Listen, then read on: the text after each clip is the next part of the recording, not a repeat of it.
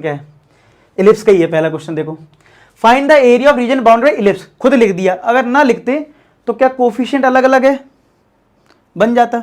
अच्छा, अब आप बताओ कि यहां पे किसके नीचे बड़ा नंबर है, एक्स एक्सिस पे। तो क्या हमारा इलिप्स जो है, अगर ये एक्स एक्सिस है और ये वाई एक्सिस है, तो क्या हमारा इलिप्स कुछ इस तरीके से बनेगा, क्योंकि एक्स पे बड़ा बनेगा। और अभी भी सिखाया तुम्हें कि इसका स्क्वायर रूट कर दो तो ये 4,0 होगा और ये -4,0 होगा। ये 0,4 होगा, नहीं सॉरी ये 9 है, 9 का स्क्वायर रूट क्या होता है 3, तो ये 0,3 हो जाएगा।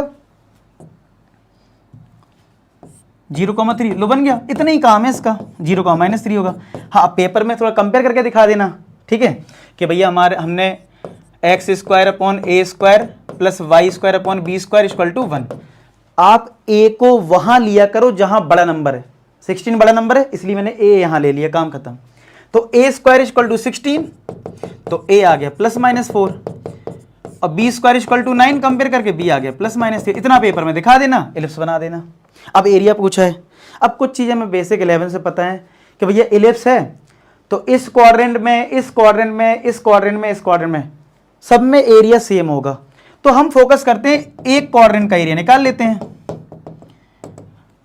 तो हमें 4 टाइम्स कर देंगे, टोटल एरिया आ जाएगा। नहीं, मेरा कहने का मतलब यह है कि अगर इसको मैं O बोल रहा हूं, इसको A, इसको B, यानी मुझे अगर एरिया निकालना है OABO का, ठीक है, ये एरिया मैं निकाल लूंगा, तो मुझे टोटल जो एरिया निकालना है, ठीक है, एरिया जो टोटल एरिया निकालना है मुझे, वो हो जाएगा 4 टाइम्स एरिया ऑफ,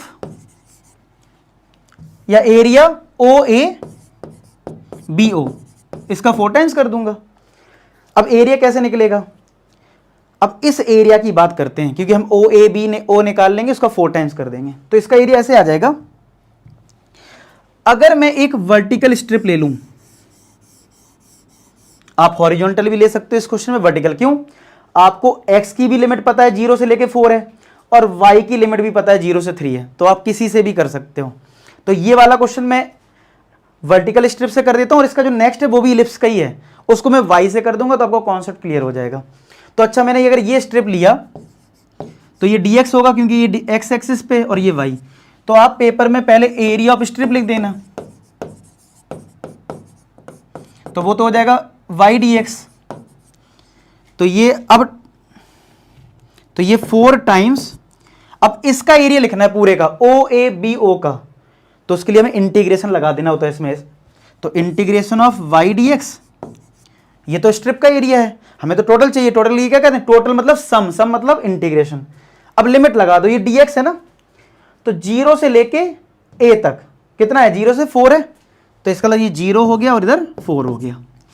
अब इसको सॉल्व कैसे करें, तो जो y होता है, हमारी जो स्ट्रिप है ना, इसका जो अपर वाला पार्ट है वो किस पे लाई कर रहा है, इलिप्स पे लाई कर रहा है ना।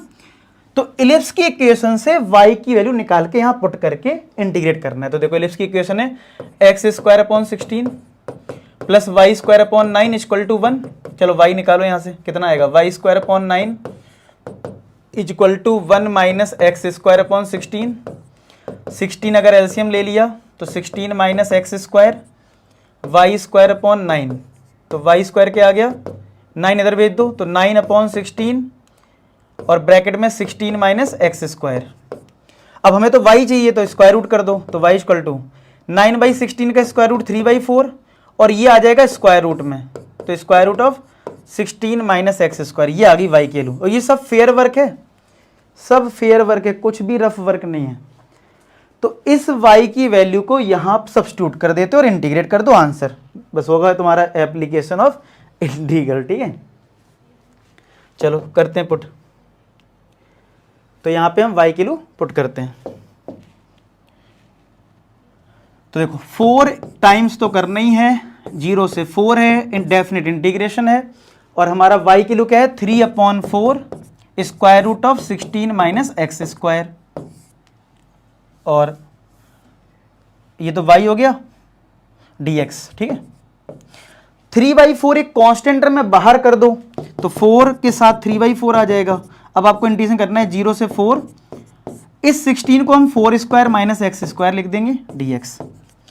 तो जो शुरुआत की थी मैंने कि एक फॉर्मूला लगेगा, ये 4 से 4 कट गया, एक फॉर्मूला लगेगा कौन सा, square root of a square minus x square. तो क्या वो बन गया, लगा दो फॉर्मूला, ये 3 है, ब्रैकेट लगाओ proper, x upon 2, formula recall करो, लिख रखा होगा आपने, square root of 4 square minus x square plus a square upon 2 sine inverse x upon a. यही तो था formula, upper limit 4 lower limit 0।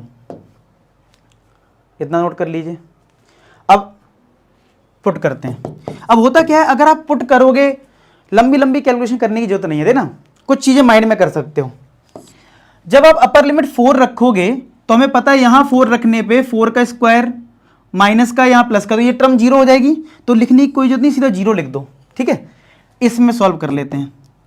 4 square by 2 sine inverse x की 4 रख दो, 4 अपॉन 4, तो ये तो हो गया अपर लिमिट का, बीच में आता है माइनस। अब x को 0 रखो, तो अगर आप x को 0 रखोगे तो ये तो 0 हो जाएगा लोअर लिमिट में, और इधर 0 रखोगे तो साइन इनवर्स भी तो 0 होता है, तो ये इसको 0 कर देगा, ये तो पूरा 0 ही हो गया। तो पूरा लिखने की जरूरत नहीं होती है, आप डायरेक्ट उनकी वैल्यूज लिख सकते हो। अब इसको सॉल्व कर लो बस, 3, ये पूरा 0, इधर भी 0, ये सॉल्व करना है। 4 का स्क्वायर 16, 16 अपॉन 2 8, और साइन इनवर्स 1 आ गया, तो 24 इंटू 8 3 जा 24, साइन इनवर्स 1 होता है पाई बाई 2, 2 से कटेगा तो क्या 12 स्क्वायर यूनिट्स आ जाएगा, कि नहीं आ जाएगा, 12 स्क्वायर यूनिट्स। तो भाई इसका यही आ रहा होगा 12 स्क्वायर यूनिट्स, 12 पाई आ रहा, हाँ सॉरी 12, और ये पाई तो है ना, तो 12 पाई स्क्वायर यूनिट्स। क्लियर। तो इस तरीके से हमने क्वेश्चन कर लिया, नोट कर लो, इसको दोबारा देख लो, खुद ही क्लियर हो जाएगा।